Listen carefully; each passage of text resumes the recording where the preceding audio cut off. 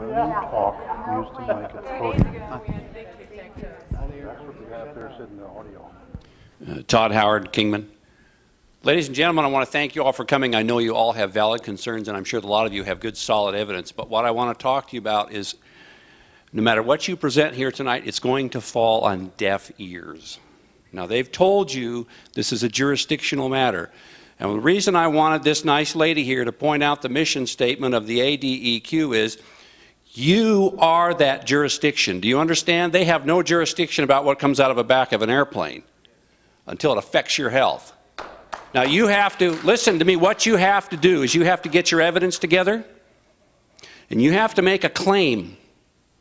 You have to file a complaint, and you've got to be able to substantiate it. For any state agency to find jurisdiction, there's got to be a claim of damage.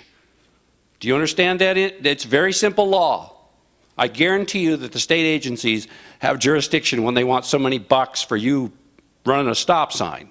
They're just happier than hell to collect money. But if you want to get them moving for your benefit, then you have to understand that you are that jurisdiction, and you have to set that jurisdiction in motion. Get your public servants off top dead center. Get a claim together, get your evidence together, get organized. Please, please do not be so naive as to think you're going to make anybody up there care. They're your public servants. Get them in motion. Get your claim together. Get moving. Do not be naive. Okay, I think we're going to take 2 or 3 on this side and then move back to that side. Back. Okay. First, I'd like to make a plain statement of fact. No matter what anybody thinks, the United States Constitution is the supreme law of the land, and it will be obeyed by everybody, including the ADEQ. Next is a little bit of an opinion. We had hard questions here. I don't understand why the ADEQ would send somebody that looks more like a lawyer when we really need a scientist, maybe doctors, somebody that can answer the hard questions and not just shuffle us away and then you go on about your business. And the other thing is, this is a representative form of government, and we the people are the ones that you represent. And I'm not seeing a real good job being done. I hope we don't have to remind everybody the last voice is us. And we are ruled by the consent of the governed. And if we don't start getting back a little bit closer to what the people want, we may have to remove that consent and even remove some of the public officials that represent us. I do appreciate Kelli Ward for taking our questions, but how about if we do this again, we get a little bit more serious about it. Instead of lawyers and mouthpieces that can answer questions and cover for people, we start talking about the truth. There is something going on there, and I'm not the only one that's kind of upset about it. So how about if we do this again, we get a little bit more to the bottom of the truth and bring some of your scientists and let's see some of the proof. And incidentally, I got one last story and then I'll return this microphone. You know, in the early 1950s, when jet airplanes would fly over the house in West Virginia, my dad, who was a doctor by the way, we would go out and he would explain the difference between the jets and the propeller planes. I understood about the condensation trail way back in the 1950s. And you know, I've been watching those planes in the sky ever since. And as my memory serves me, about 1990, when I was going around exercising at the park over here, I looked up in the sky and I says, what in the heck is that? I've never seen that before. My dad was still alive then. I remember calling him a day or two later, talking to him on the phone. Have you ever seen anything like this? Well, I'm 60 years old. And I've watched the sky for most of that 60 years, and I'm telling you, I don't need to be a scientist. There's something changed. I don't know physics. If I drop this microphone behind my back, I don't need to be a master in physics to know it's not going to strike the ceiling, it's going to strike the floor. So the next time we have one of these meetings, let's get a little bit more serious about this and bring in some of the people that can answer these questions, and the people that have the power, like Kelli Ward, to take it a step farther. We start actually getting to the bottom of this. We start reminding our elected officials we are concerned and we want something done. And we're not going to take no for an answer much longer. Thank you. First of all, I want to say you don't look like a scientist or an attorney. You look like me. You look like all of us. And you mentioned that you have a daughter. And I don't know if you have children yet or not. But I think that, like us, regular people, you would care if this was going to somehow affect your children as well. I moved here in '85, and the beautiful blue skies that I saw every day when I opened up my blind were just enough to make your heart jump for joy. But in the late '90s, I looked up, and to my surprise, I saw these crazy things going on in the sky. And like your daughter, I was like, what's that? And I started counting. I stopped counting at 26 lines that crisscrossed and went different ways, but the 26 that I could identify individually. And every year I've seen it get worse and worse. Now, my barium level is 280 when it should be less than 10. I think I'm kind of the poster child for Mojave County, but I don't live in Golden Valley, I don't live in Kingman. So I really don't shop or eat the same things. I don't do anything that they do similarly. I also don't go in the river, which is something that the health department mentioned, because I'm embarrassed to say it, but I can't swim. And so I stay out of the river. I have Crohn's disease, so I don't eat all the nuts that they were referring to because my body just won't digest things like that.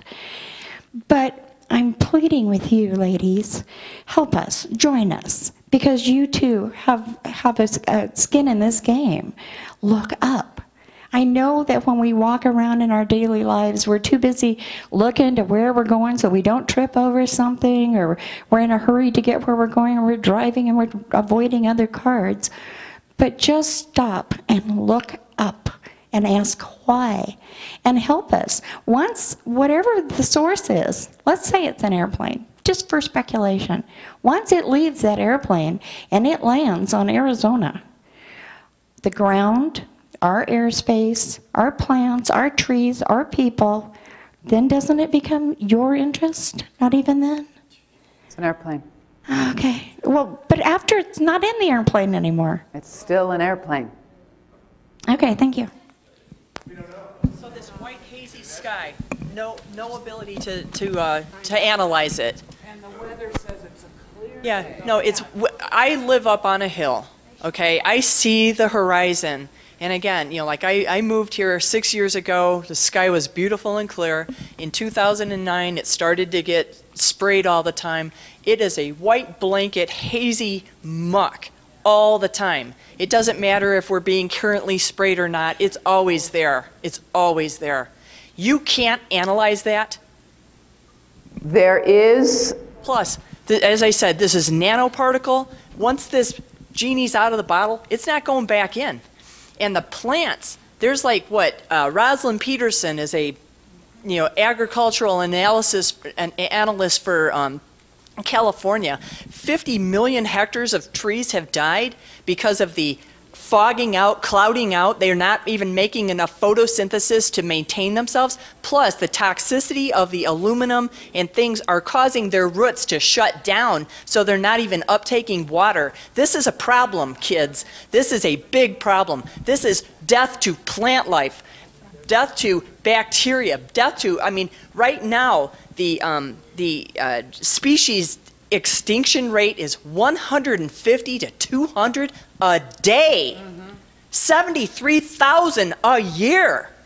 This is not something that you can sneeze off and brush aside. If you have kids, you should care. If you have lungs or a brain, you should care. This is toxicity that is in our air every breath we take in this room. Just because you can't see it doesn't mean it's not here. It's a nanoparticle. It's toxic. Aluminum is a toxic protoplasmic poison. It stifles numerous enzyme systems in all your cells. It passes the blood-brain barrier. It degrades the blood-brain barrier. It degrades the tight junction cells in your intestines. It causes leaky gut syndrome. It's causing a host of problems. And you look so bored here. You're just smirking the whole time, and it's like a big joke to you. This is important. Our country is being poisoned, and nothing is going to be done about it.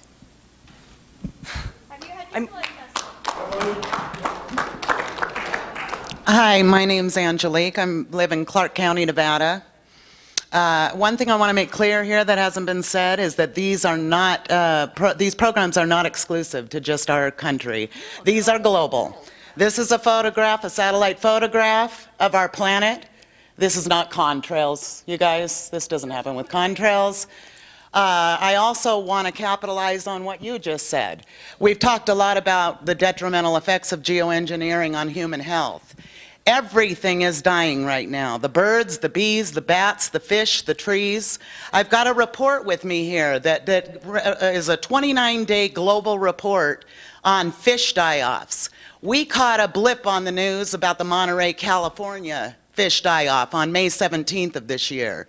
We did not hear that there was 4 other states in our nation that were having massive fish die-offs. In that 29 days from April 19th to May 17th, there was 33 events around this planet, all of them involving millions of fish at 19 different locations on our planet. Everything is dying right now. Now, with all due respect, Senator Ward, I understood what you were saying about taking baby steps because that's necessary in the political arena when you're trying to accomplish something. We don't have time to take baby steps. We need to take huge steps if we stand any chance of doing anything about this. We need to move over to... Okay, but then I need to let the other side. No problem. One thing to add, again, I'm Corey Gunnels and I'm from Prescott, Arizona. I live about 3,000 feet from the base of Granite Mountain. Last year at this time, we had the Dosey fire, and then immediately after the Yarnell Hill fire. And I'm on the board of directors of a community organization for Williamson Valley. 19 of our Granite Mountain hotshots died, as you know, last June 30th. So in a couple days, my town is, wow, you know, they're getting ready for it. There's a gentleman in California, Redding, named Mark McCandlish. He's an aviation expert in chemtrails. He is saying that these nanoparticulates are desiccants and fire accelerants. I talked to Tony Shaka, who was the Type 1 incident commander for our fire, meaning the Dosey. I also talked to the Forestry Service at an interagency fire meeting about 3 weeks ago. When I talked to the supervisor for the Forest Service about soil testing, he said, I know exactly what you're talking about. So that's just one more serious matter.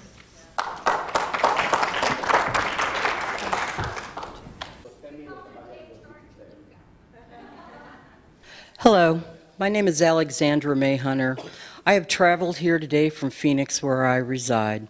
I would like to thank Senator Kelli Ward for hosting the meeting this evening, and thanks to all the people who came here to participate.